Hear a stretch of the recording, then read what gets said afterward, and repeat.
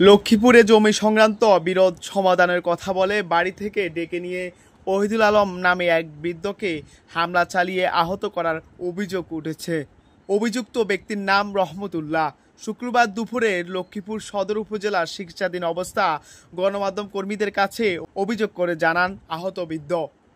এর আগে বৃহস্পতিবার রাত 10টার দিকে সদর উপজেলার কুশাখালী ইউনিয়নের সমিতি বাজার এলাকায় শাহাবুদ্দিনের দোকানের সামনে এই হামলার ঘটনা ঘটে।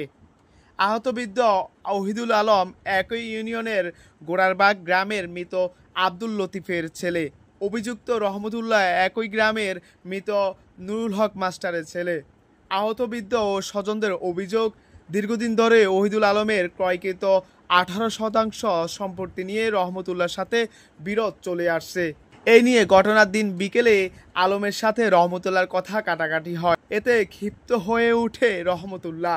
পরে রাত 10টার দিকে পুরো পরিকল্পিতভাবে জমির বিরোধ সমাধানের কথা বলে ওহিদুল আলমকে বাড়ি থেকে ডেকে নেয়। এ সময় ঘটনাস্থলে গেলে কথা কাটাকাটির এক পর্যায়ে পূর্ব থেকে উৎপেতে থাকা রহমতুল্লাহ ও তার লোকজন ওহিদুল আলমের উপর হামলা চালিয়ে গুরুতর আহত করে।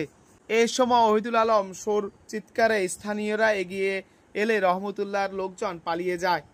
পরে স্থানীয়রা আহত ওহিদুল আলমকে উদ্ধার করে লক্ষ্মীপুর সদর হাসপাতালে ভর্তি করে।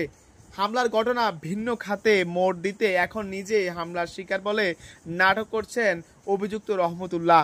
এই ঘটনার সুষ্ঠু বিচারের দাবি করেন আহত এবং তার স্বজনরা।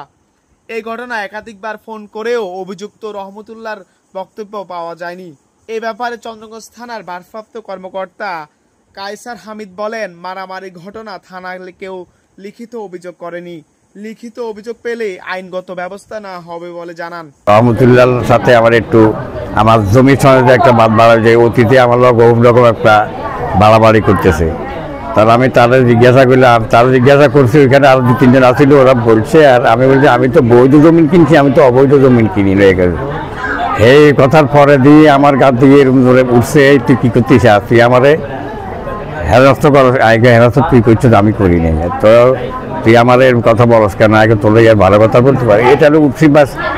হ্যাঁ, আমার উড়ি ধাক্কাইলো, ধাক্কা দেখেছি, আমি ধাক্কা দিয়েছি, হেও পড়ে গেছে, আমি পড়ে গেছি। শেষ এখানের মধ্যে তো মীমাংসা আরও 3-4 জন আসলে, এরা দেখছি এগুলো আমার চলে গেলে আমার বাড়ি ফারবে। তখন ইফতার আগে এই আসরের হইয়ার পরে দিয়ে রাতে এগুলোর পরে দিয়ে রাতে 10টার সময় তারাবির পরে আমাদের এলাকার একজন যারা ছিল ওইখানে বলে যে রহমতুল্লাহ লগে আমাদের সাথে আলাপ হয়েছে, এখন আপনি বসবেন নি, তাহলে সমাধানের জন্য বসবেন নি, তাহলে বসেন। তা আমি ফ্রি মাইন্ডে গেছি, আমি কোনো জানি না সে যে সন্তান এগুলো রেডি করে রাখবে না কি করে রাখবে, আমাকে তো জানা নাই। আমি ফ্রি মাইন্ডে খোলা মনে গেছি, ওইখানে গেছি। ওইখানে কথা বলতে না বলতে হে সম্রাট দিয়া আমার এরম ফিডাইলে এরম লাতি আর গুফি আমার ফেরে সামরা সম্পূর্ণ তল ফেরে লাতিয়া বলতে বুকের মধ্যে আমি ফেসারেরও।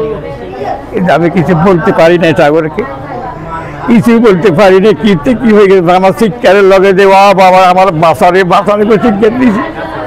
শিক্ষারের পরে দিয়ে লোকজন আসে, তখন এদেরকে রোকাইছে, কেমনে কেমনে রোকাইছে, কি করছে আমি করতে পারি না। আমি সেজলেস হয়ে গেছি, তখন আমার আর কিছুই বলা ছিল, কিছু করতে পারি না। ছিল এসার পরে আর কি বাড়িতে ছিল, বাড়ি থেকে এরা সন্ত্রাসীরা ডাকে নিয়ে বলছে যে এরা সমাধান করে দিবে আর কি। মাওলানা রহমতুল্লাহ আর কি বলছে আর কি এগুলো সমাধান করবে, কিন্তু আসলে এরা সমাধান করে নাই কিছুই। এরা এখানে গিয়ে আমার বাবার উপরে অ্যাটাক করছে, অনেকগুলো সন্ত্রাস বাহিনী নিয়ে আসছে, আনি ওনার উপরে হামলা করছে, ওনাকে অনেক মারধর করছে।